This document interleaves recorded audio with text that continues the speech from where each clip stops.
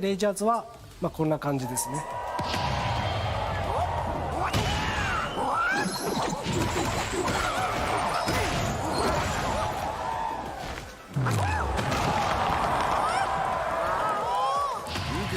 今回、レイジャーズは、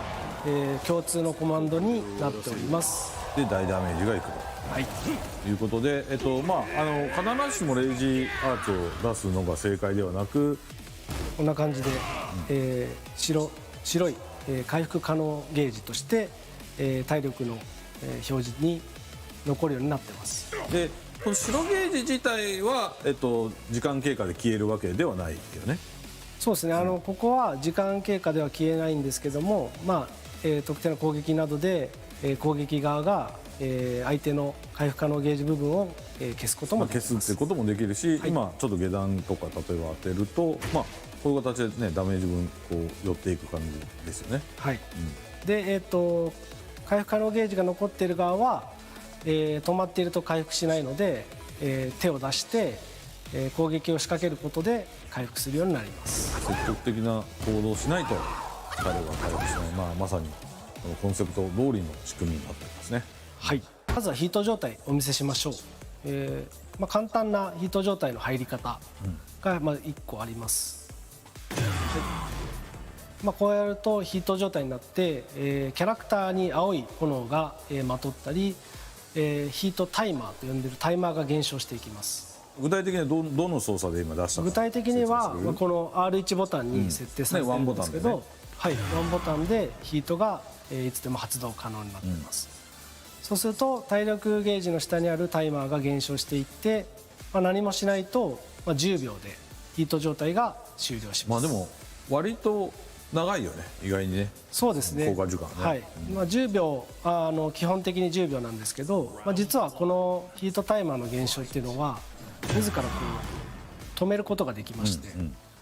これも相手に技をガードさせたりヒットするとタイマーがこう止まっているのが分かると思うんですけど、なので攻め続けるとヒート状態を維持したまんま、バトルを継続できるっていう相手を押し込んでいける特徴があります。一つは、このヒートバーストと呼んでる、自らの意思でヒート状態になる。こちらが、一つのヒート状態に入る方法になります。これもワンボタンでね。これワンボタンさっき言ったように入れると。こんな感じで相手にヒットさせると走りながら近づいてプレッシャーをかけて、圧倒的に有利な展開を作った上で攻撃を仕掛けられるというような発動方法があります。ヒートタイマーが、存在していればいつでも、発動可能です。こんな感じで、させても自分が有利な、フレームになるので、多少その攻めが継続しやすいっていったような特徴があります。さらに、これ実は空中コンボのパーツとしても利用可能ですので、例えば、相手を浮かしてこのヒートバーストを当てるっていうような使い方もできます。実はこれヒートバースト自体をキャンセルして何もしないってこともできます。なので、遠距離で発動したい場合はそういうキャンセルを使ってヒート状態に入ることもできるのでご安心ください。バウンドのようなやられが出るので、例えば、こんな感じで鉄拳6ライクな、キャラクターが相手に詰め寄って大幅に有利な、フレームで攻めを仕掛けることができるっていうのが特徴になっている。同技によって分かりやすくなります。プレイしてる人はもちろん見てる人にもね分かりやすいポイントになってるんで、でそのヒートタイマーの横に実はこの鉄拳8みたいなね、鎖の8みたいなこうマーカー出てるんです。これが何なのかっていうことをちょっと説明してもらえますか。このヒートタイマーの横にあるこの鎖のようなアイコンは、ヒートエナジーと言いまして、ヒート中の専用アクションで使用します。でヒート中の専用アクションは、2つできることがあります。一つは、ヒートスマッシュといったような強力な技が打てる、そうですね。それがその一つこの8っていうこのねマーカーを消費することで出せるエナジーをっていうものがありまして、ヒート発動技を、キャンセルしてダッシュすることが可能になります。こちらも、ヒートエナジーを消費して、キャラクターが、ヒート状態に入ってこういう技、普段はこういう叩きつきのやられが出るんですけども、ヒートダッシュを行うことでやられが変わってこう空中コンボを決めることができる、こんな感じなので、かなり重要なシステムになっています。まずそうですね、いつでも簡単に発動できる、ヒートバーストの方はヒートエナジーが1つ獲得できます。1つついてるんね、今。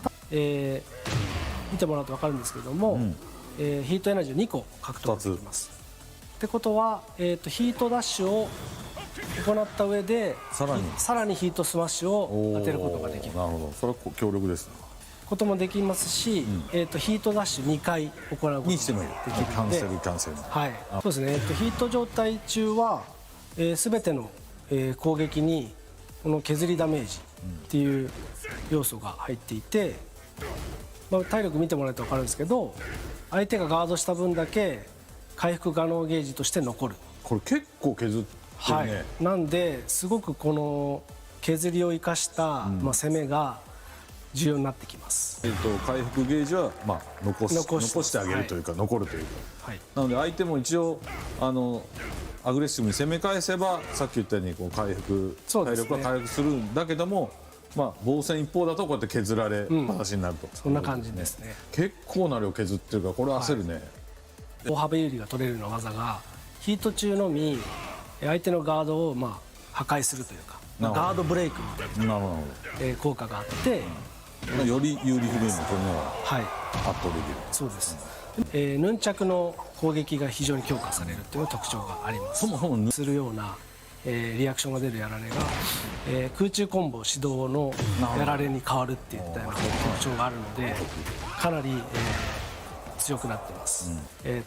プロレスだし、今回筋肉押しなので、その走る新アクションが追加されてるんですけども、その新アクションが突進しちゃうと、もうそんなのは関係ねえって感じで突進してきて、2択を迫るようなことができる。セブンとの大きな違いは、受け止めたダメージが回復可能ゲージとして残るので、ただただ食らうだけじゃなくて、後からそこを起点に反撃していけば、その分は回復で戻るだろうから、また攻めれば戻ってくるんで割り込みやすくなるんです。お互いやっぱりしっかり手を出す方がやっぱり有利になってる。これもコンセプト通りなんです。そうですね。ただもちろん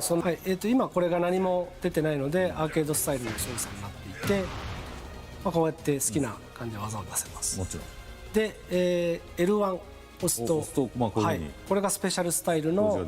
ユーザーインターフェースになっていて、得意技、空中コンボ、パワークラッシュ、下段攻撃、ヒートバーストみたいな感じで、それぞれのボタンに攻撃がアサインされています。で、四角ボタンは、さっきから説明しているヒート発動技になっています。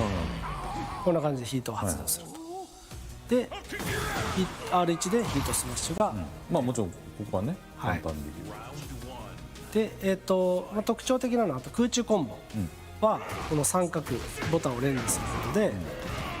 空中コンボが決まるようになっています。つなげてくれる。でこれも実は1個ではなくって三角の後に四角を連打すると違う空中コンボが出る。なるほど。鉄拳7だとこう一応こう各キャラの特徴的な技が4つボタンに割り当てられて、それをこう左から順番にこう押していくと一応空中コンボになるよってなってたけど、今回ワンボタンでこういう風につなげれるし、しかも違う種類も選べるような。そうです。違う種類のコンボがそのボタンの組み合わせによって、例えば三角を押した後に丸連打するとまた違う空中コンボ。いいですね。例えば自分がヒート状態の時にはこの三角ボタンを連打すると自動的にヒートダッシュを使った空中コンボをやってくれると。すごいねこれね。これ誰でもこれができるっていうのはすごいね。そうです。相手のこうタッチガードを崩すにはまず丸ボタンの下段攻撃決めてみましょうとか、相手が手を出してくるようだったらパワークラッシュ×ボタンですね、割り込みましょう。で自分から攻撃を仕掛ける時には四角ボタンのヒート発動技を当てて、この空中コンボの三角ボタンを狙ってどんどんダメージを奪っていきましょう。こんな遊びが可能になっています。じゃあこれアーケードスタイルで操作しといて、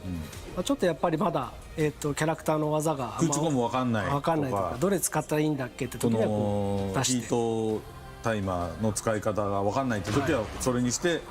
このガイドボタンというかそれを連打すればこうできちゃうよと。ですね。なんでイメージ的にはこの自転車の補助輪的な感じで、スペシャルスタイル操作で慣れてもらって、ちょっと自分でも切り替えてアーケードスタイルで練習してみようかみたいな感じで補助輪をつけたまんまのプレーと外してプレーを動的に切り替えながら遊べるっていうのが、今回のスペシャルスタイルの特徴になっています。でも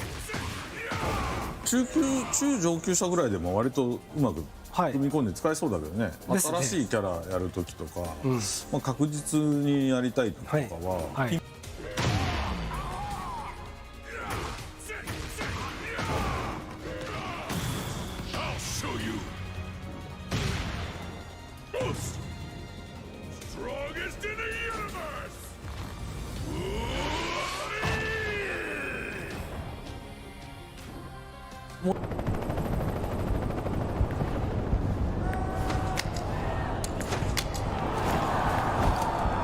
Your luck has run out. Get ready for the next battle. Section 8. New challenger. Going somewhere? Nina Williams.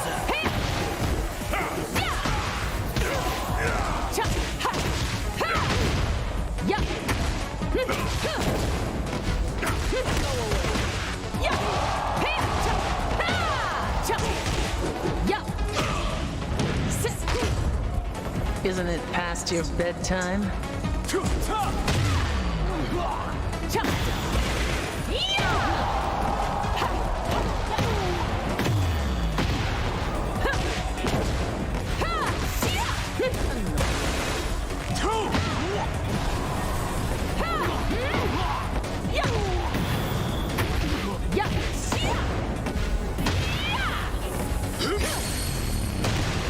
You're not getting away.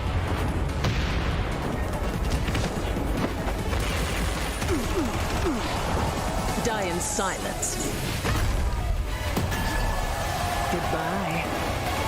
That was disappointing.